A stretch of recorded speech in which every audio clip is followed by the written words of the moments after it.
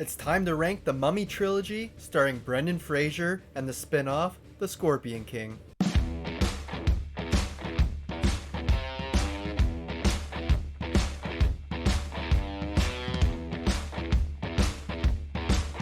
Hey guys, welcome back to the channel. Hope you're having a good one today. I'm the movie ranker, and today I'm ranking all the Mummy movies from the late 90s, early 2000s, starring Brendan Fraser. And there was also a spin-off called The Scorpion King. I'm going to be ranking all four films from worst to best today. I know that there's like 6 Scorpion King movies now, a bunch of low-budget B movies, but we'll save that ranking for another day. For today, we're just sticking with the 4 main theatrical releases. If you enjoy videos like this, make sure you like the video, subscribe to the channel so you don't miss out on any future rankings, and drop your ranking in the comments. I'd love to hear it. Without wasting any more time, let's dive in. So for me, easily coming to last place at number 4, I have to give it to The Mummy: Tomb of the Dragon Emperor. What a dumb name to this movie, and a very forgettable movie. It's a film that I've seen, this is probably the 4th time I watched it now since its release, and I never remember anything about it. Nothing good anyway. It's just very forgettable. The cast isn't quite as strong as before.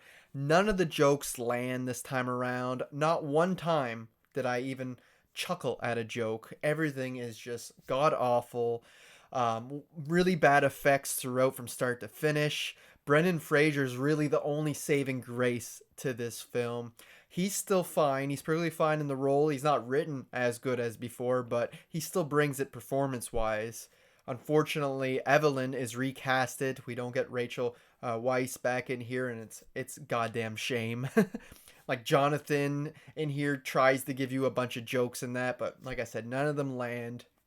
Our villain is Jet Li, and he's completely wasted throughout this movie. I mean, the man is awesome at martial arts and stuff, and you really don't get any of that in here. And for the most of the movie, he's like the CGI stone statue, right? Technically, this isn't even really a mummy movie.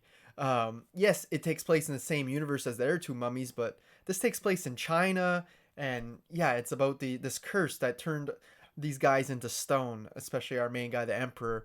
So yeah, it's not even really a mummy movie. It does so many things wrong, and I completely check out once the stupid CGI Yetis show up to save the day. It's just like, are you serious? A bunch of abominable snowmen literally show up in this movie. It's dumb. It's forgettable. It doesn't have a whole lot going on for it, and it's just a bad movie. It's really the only bad movie out of these 4, and it's one that I don't really ever want to watch again. Coming up next at number 3, I'm going with The Scorpion King. Now, like I said, from here on out, these movies I give all a passing grade. Not much of a passing grade, but still a passing grade compared to the stupid Dragon Emperor one. But yeah, this one was pretty decent. It was a first time watch. I've seen all these other movies before, but I've never seen The Scorpion King. I even owned it on DVD, so this was a perfect opportunity to watch it. I knew it starred The Rock and everything, and yeah, it was decent. Pretty fun time. I feel like if this wasn't part of the Mummy universe, it would have just been another forgotten B movie, like fantasy type movie. It doesn't have the same vibe to it as the Mummy movies. This one feels more of like a Conan the Barbarian type fantasy movie instead of, while the other ones are more like an adventure type flick. You know what I'm saying? This one's a bit different. Wasn't what I was expecting, but it was still a fun enough time. The soundtrack is completely badass to this. I've always known the soundtrack. I Stand Alone by Godsmack. You got Rob Zombie and Ozzy with Iron Head. Freaking fantastic album. But yeah, the movie's a bit different. I feel like Kelly Hu is awesome in here as the sorceress who The Rock, Mateus, is hired to kill, to assassinate, because she's helping out the main villain. She can see the future or whatnot. And change of plans though once he gets to assassinate her, because he ends up saving her and they end up working together. Very interesting stuff. But yeah, Kelly Hu, I've loved her ever since I've been a fan of Jason Takes Manhattan. She's in that as one of the graduate students, and she has a fantastic kill in there. And she is just as amazing in here. I absolutely loved her. She was the standout to me in this film. Nothing against The Rock. I think he did a very serviceable job. He didn't do anything bad or anything, but he didn't exactly stand out as amazing either. So yeah, he was serviceable, but Kelly Hu, man, as the sorcerer, she's fantastic. Our villain was kind of cool in here, even though it was kind of forgettable how he's this really awesome swordsman guy. Like, he can stop arrows and shit with his swords. He's a great fighter. And of course, with the sorceress on his side, there's no way of defeating him because he can see what's coming, basically. So I thought the story was interesting. Not what I was expecting character-wise either from Matthias. The way he's portrayed in The Mummy 2, we don't get a lot of him in The Mummy Returns, but he doesn't exactly feel like a hero in that film. He was kind of the conqueror at the starting of that before he called on Anubis and all that stuff. Where in this one, he's very much the hero, kind of an underdog peasant who's hired to kill the sorceress, and he ends up, like, saving the day, getting this crew of free men together to take on this bad guy who's trying to conquer everything, right? So, yeah, his character just doesn't really feel like the same character from The Mummy Returns, but that's okay. But yeah, pretty solid movie. The action's decent. It's entertaining. It's a quick film, like 90 minutes long. It's not a drag or anything. Very easy to watch. But it does feel a bit like a B movie for being a big theatrical release, right? But definitely a fun first time watch for me. Coming up next at number 2, I'm going with The Mummy Returns.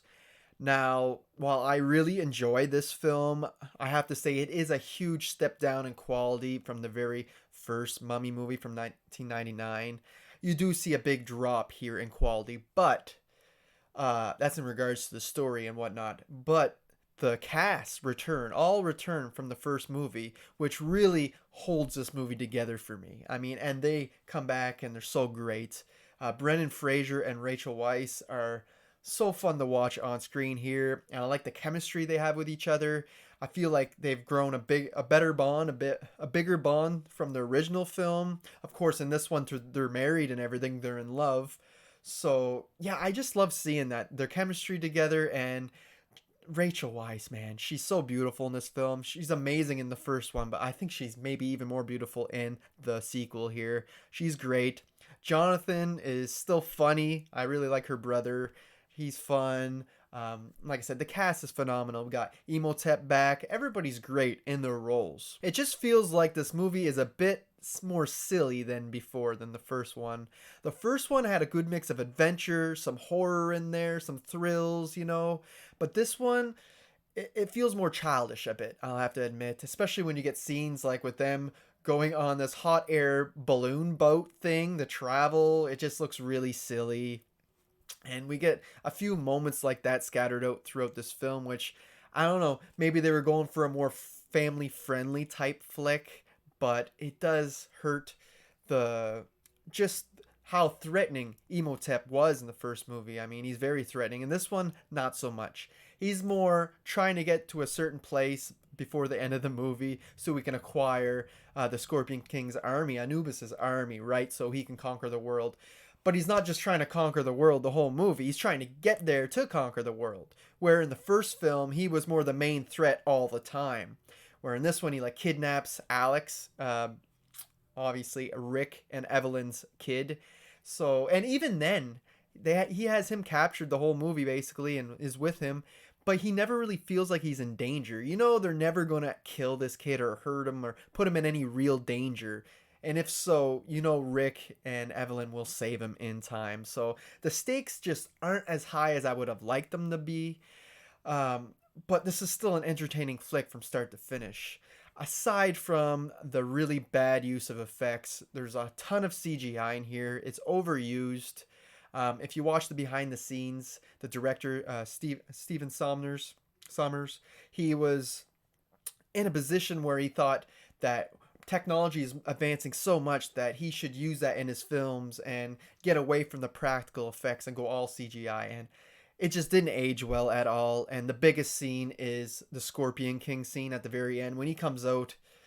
Man, it looks like something straight of a PlayStation 1 video game. It looks god awful and definitely looks outdated nowadays. And there's other scenes too, even though they're fun, like the little pygmy people when they're attacking them and that. It's just a practical will hold up so much longer than the CGI stuff. It already looks terrible, and it's only been like 20 years since.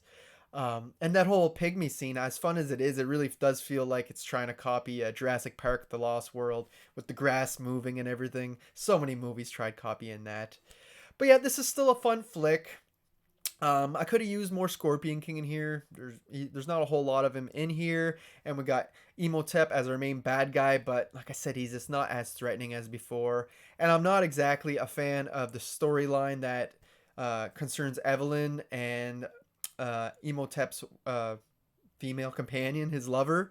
How they're both there's reincarnated versions of them, but really Evelyn is a descendant of the pharaoh's daughter, like princess, and it's just like I understand the old mummy from the 30s had some reincarnation stuff in there as well, but it just didn't work for me in this film in particular. But like I said, the humor still works most of the time. The characters are all still charming and they all have great chemistry with each other. And the film is still entertaining even though it does get silly at times, but I still really enjoy this film. But for me, easily coming in the first place, I have to give it to The Mummy from 1999. This movie, everybody has Indiana Jones as their childhood adventure film and stuff like that, but I didn't really watch Indiana Jones growing up. I wasn't really into that, but I definitely was into The Mummy, and it had the same type of style of adventure and that, just treasure hunter type movie.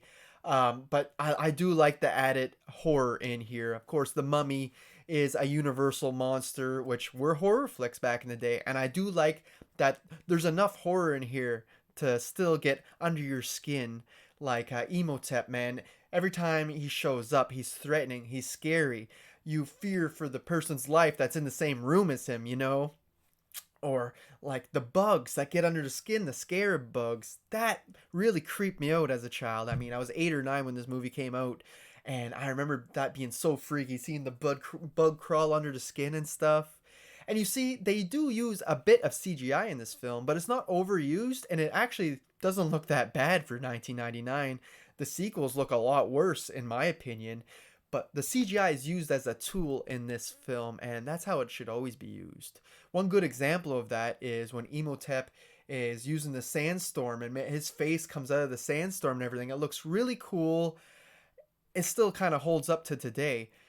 They try copying that in The Mummy Returns, and it really didn't work out the same way with the water, and it just felt like a copy and paste scenario. But yeah, I absolutely love this film. Rachel Weisz, man, so damn beautiful.